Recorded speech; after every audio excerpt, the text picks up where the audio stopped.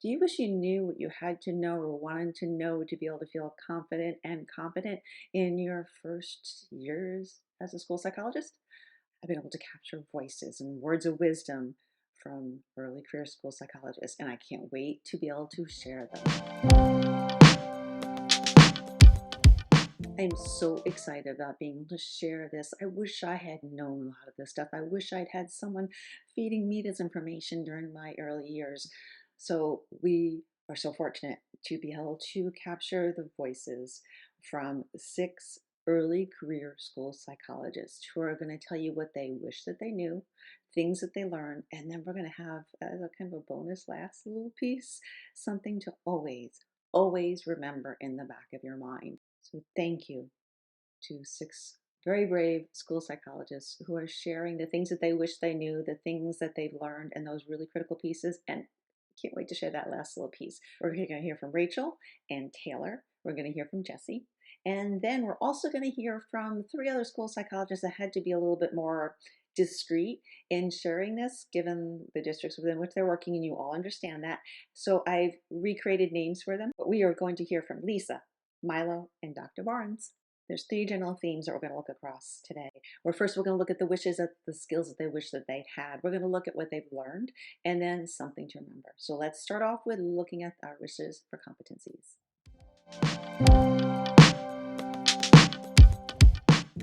So Lisa, one of our early career school psychologists, echoed this thought, and she shared that what I think many of us, even in the field for a long time, struggle with. But she describes this as that challenge of knowing when a referral is appropriate.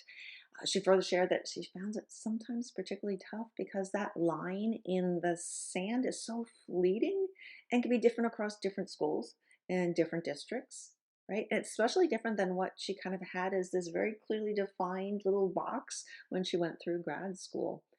And it's even been fluctuating and moving even more. It's ebbing and flowing all over the place, depending on whether we're looking at students who are receiving MTSS supports versus parent referrals. And then Jessie has added another level to this, and she's shared how it's been difficult to know when a referral is appropriate given the recent COVID pieces. And she shares this so well, so let's listen to her. What makes an appropriate referral.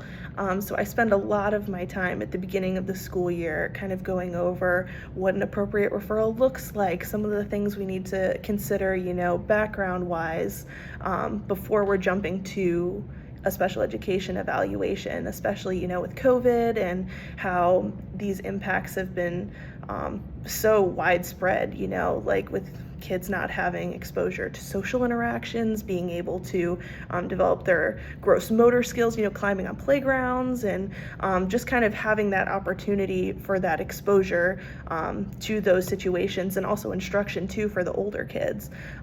If they have had significant gaps in their schooling, just kind of understanding, it may not be truly a disability, but just a disadvantage of their circumstances of how inconsistent schooling has been for them the past couple of years. And I think this rings true for so many of us in the field. And I think something that I would also add in there is that across the years, I've known that when a teacher comes to me and says that they are very concerned about a student, and then subsequently, just their first thing that they know of is refer this child for testing to see if they eligible for special education services. And many times that child isn't really demonstrating or presenting with the characteristics that we really think is a true learning disability or a cognitive disability or something that falls under the umbrella of a disability within special education within our state. However, that doesn't mean that there isn't something that's just not clicking for that student. And what I really learned is that the first piece is really just to have that time to talk with the teacher, consult with that teacher, because there's something there that's just not connecting.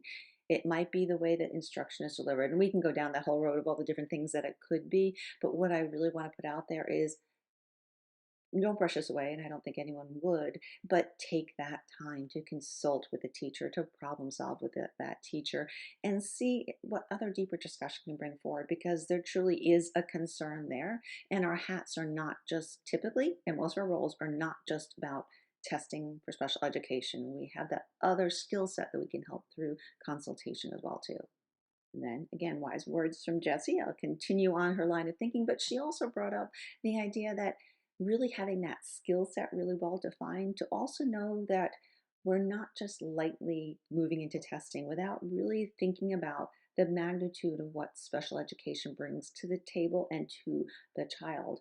So let's turn to hear Jessie talk a little bit more about this. Talking about that and really educating them about the long-term implications of special ed that on students. So a lot of teachers, it can be easy, if they're having a hard time, especially behaviorally in their class, like just knowing that they do need support, but kind of thinking about those long-term implications, if they don't necessarily need special education, if they don't truly have a disability, we may be hurting them in the long run by having them qualified for special education and over identifying them, and just kind of the stigma that can follow them, and just kind of those long term implications, I think, that can sometimes be overlooked. So Wish I was better equipped to work with students who were displaying very aggressive behaviors. I wish I had more of the resources, the tools, the strategies, the feeling confident. So, Rachel brought up a really great point in saying that during our internship or grad school, we typically did not get the really complex cases that had very involved contextual variables and factors that really prompted students to communicate and express their needs and their frustration and their anger in very explosive ways that were not just one functional piece, but like were layered pieces of setting things and reasons and what was trying to be communicated. And yet, in real life, that tends to be what we find. So, the knowledge of as we move into our early and later careers, we're going to face these and we're going to have the same skill sets of peeling apart the layers to make sure that something that is really complex can be whittled down to be able to get to the point and the roots and not have all these other extraneous pieces, really kind of the red herrings, we might say, pulling us off from getting to the real roots of the behaviors. So that confidence and competence that we can get there, but it's just going to take a little bit more time and persistence and really the patience and grace with ourselves to know that it's okay. We take that deep breath and we move forward. Rachel also brought up the great thing of I wish that I'd had or was able to have the time to be able to have that toolkit, the repertoire of skills that I feel like I could just pull out of my back pocket to be able to help address those challenges that many students or many of our staff in dealing with some explosive situations had to be able to give them there rather than just being thrown to the wolves. And I think that she brought up the great point that we grow and we learn and we build those skill sets through real life and real experience.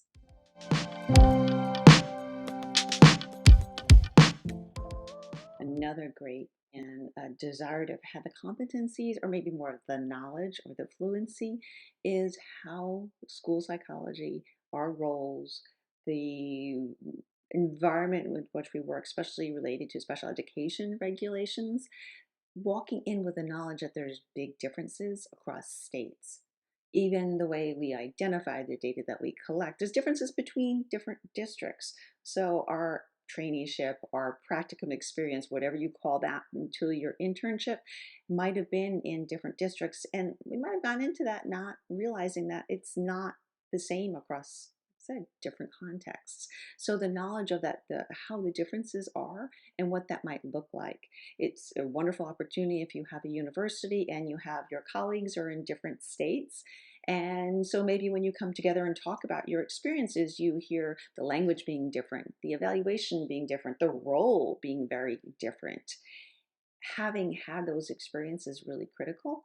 So Taylor also brought up the thing of she wished that she had had a little more experience working during her early career, her early internship times of being able to work across different states and not just the state within which your grad school is housed.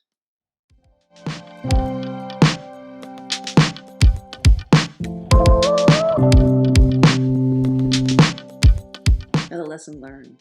Building relationships is so critical to the foundation of effective and collaborative and truly strong work. In fact, Rachel shared this as one of her key early learnings. Developing those relationships with staff and teachers and administrators is so critical in building that collaborative relationship. So you're truly working with them and not just walking in and talking to them. It's then creates that really well functioning team of colleagues. And then Rachel also points out that building those relationships really helps when later you sometimes have to say no to something because you're stretched too thin. Another key learning: no, it's okay to say no to something when you know you can't take on another task, another case, another whatever that might be, fill in the blank. It might also help if you think of it as not that you're saying no, and maybe don't say no per se, but maybe say, not at this moment, but check back with me in a week or 2 weeks, or fill in the blank. Again, expressing that idea of that you want to. Talked about relationships within the school, but also outside the school with parents. And Jesse talks about how important it is to understand that, again, we're all a little bit uncomfortable. In your first couple of years, you're going to be even more uncomfortable because you just have to get that pace and feeling good about how you're communicating during these meetings. But remember a little bit of that feeling and now put that across to parents when they're walking into a meeting. They don't go through this processes like you are right now with your IEPT meetings, with sharing evaluation results, with consultations, talking with parents about all those things that we have to engage in discussions to be able to express sometimes really difficult things. But now think about the parents who aren't used to this and they're very uneasy. They might be scared, they might be angry, or what's coming across as being angry, but it's because they are uncomfortable.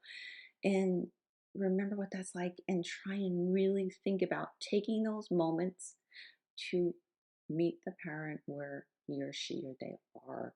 Make sure that you understand and listen to them. We don't want to just be blabbing all these things out with taking those momentary pauses to be saying, do you have questions about this?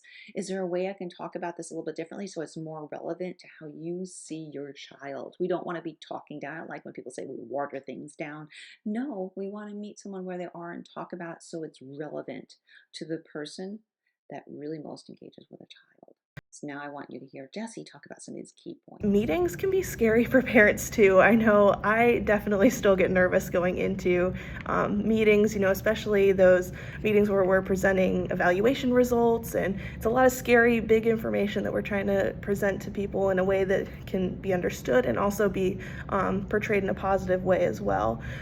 So I definitely get nervous, and something that I have noticed and that I've had other people tell me, as parents who are also in the special ed world, of how scary it can be a parent in these meetings. I had a parent a couple of weeks ago come into a meeting, and the first thing they said when they came in the room is they said, I always feel like I'm on trial when I come into these meetings because, we're all sitting at a conference table and just getting ready to have this meeting. And, it really made me take a step back and be like, wow, this really is a scary thing, especially for a parent. If I'm nervous, I can only imagine how it could be for a parent coming into this when, it's their baby we're talking about. So just kind of being mindful of that. And I've really tried to shift my way of thinking in these meetings to make them as comfortable as possible and try really hard not to make it feel like, they're on trial or it's this big scary thing, that it's truly a team decision and that we're all here to try and come up with a plan. More wise words from the field highlight the importance of also drawing boundaries. Know what you should be sharing and what you shouldn't, what you should be agreeing on and what you shouldn't. And please keep in mind, avoid any workroom gossip at all costs.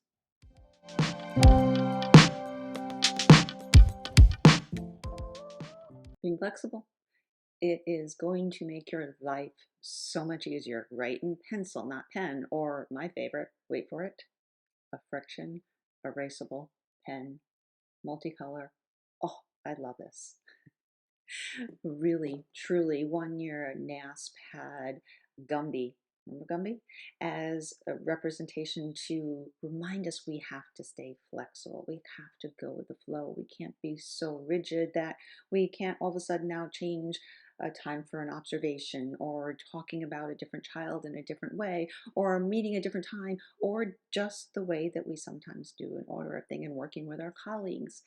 Be flexible. I think we've all learned that so much during the recent pandemic. So I probably don't have to harp on this very much more, but it came key pieces. Matter of fact, Milo shared with us that if he wasn't as flexible as he was, that he probably would never have been able to form those really productive consultation, collegial relationships with staff and teachers that now are just, he's reaping the benefits from.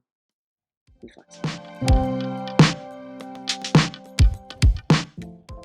So, almost all of the school psychologists are sharing their wisdom and knowledge with you today, have shared how they are just kind of almost amazed as they learn more and more about all the career opportunities that someone walking in with the skill sets and the training and the degree of a school psychologist could have in the future.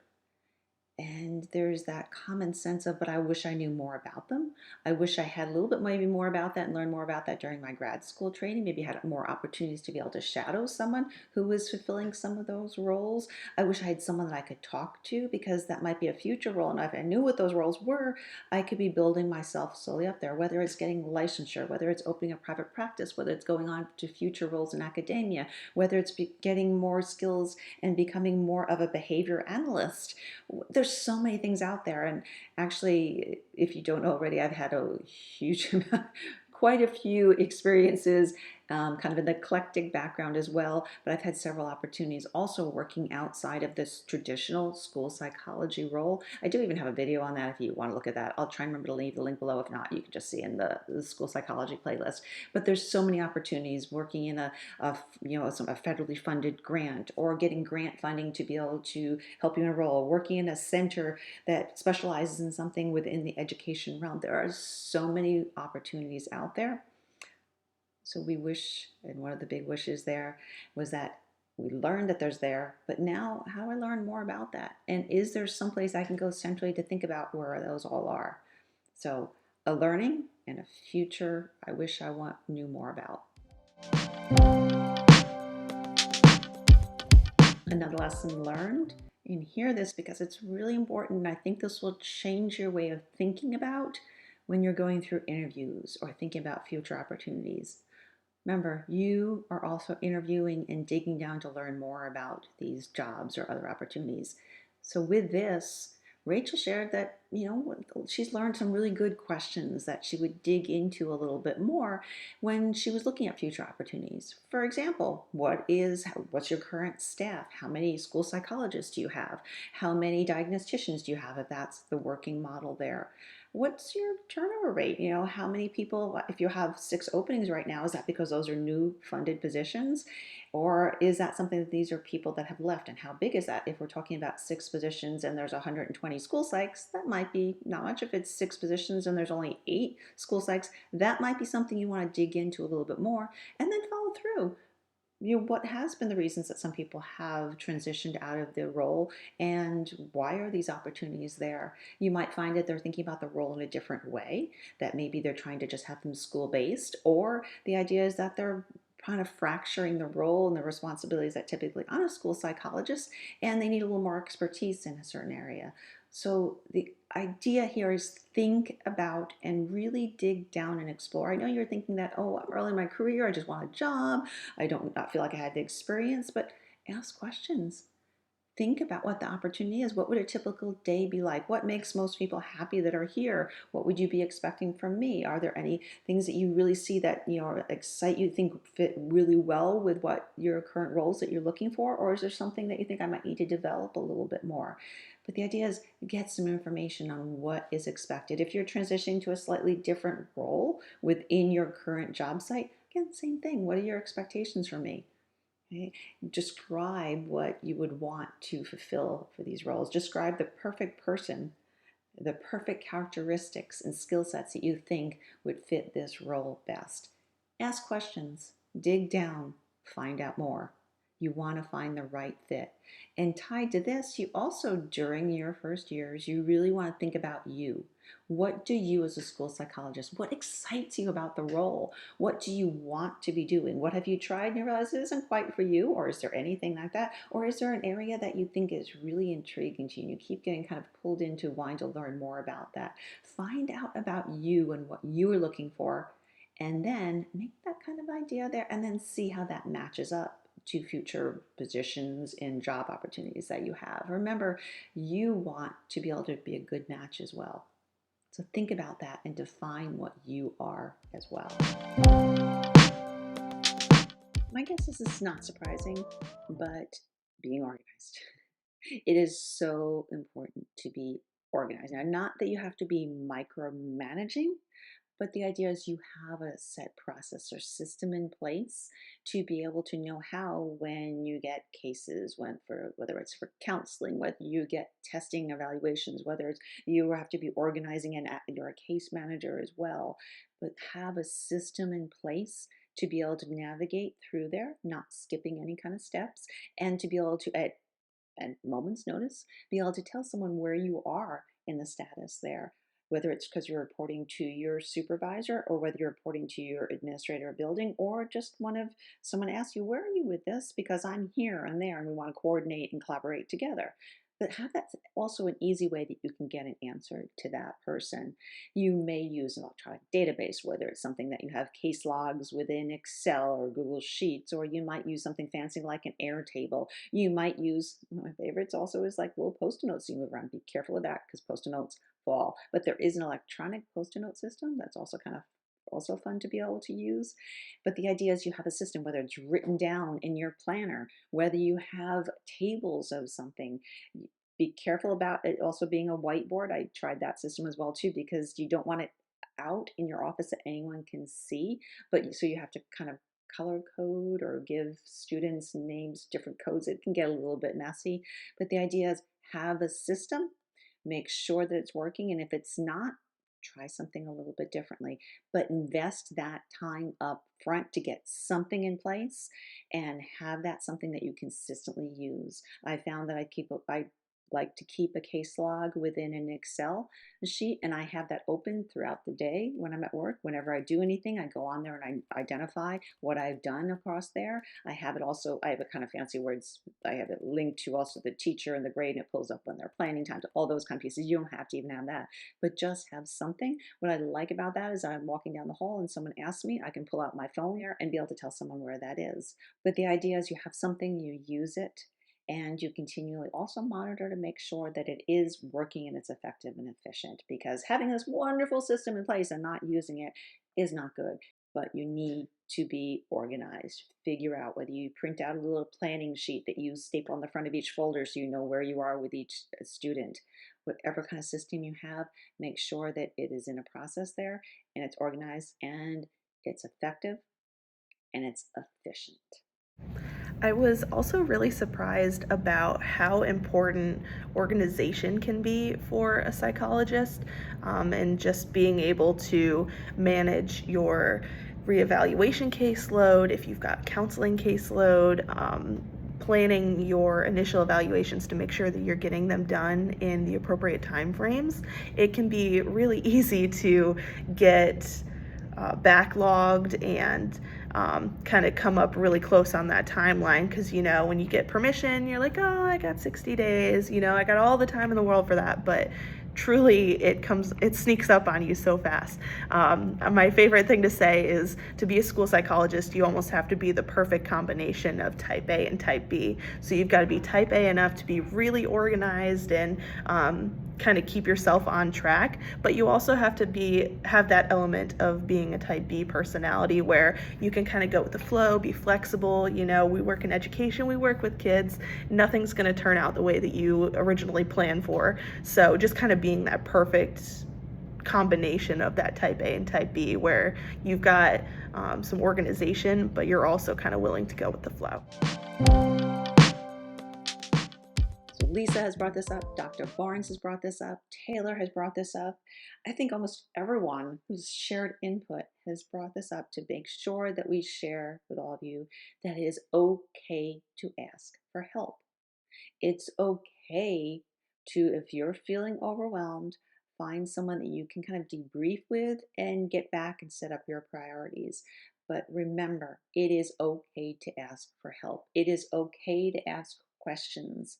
It is okay to be able to voice to someone when you are overwhelmed and you might need some help or support. Matter of fact, it is much more appreciated if you would let someone know when you're at that point or even before that point to be able to help and support you rather than be so deep in the weeds that it's going to take a lot more effort to be able to help pull you out. Your early career, you were learning. We are always learning. There's always circumstances that present themselves that are so different that we might not have the exact path of what is the correct way to do something, but it's okay. We can all ask for help, consultation, someone to bounce some ideas around, whatever you want to think about it, but please keep it in the forefront. Write it down. It's okay and it's preferred to ask for help.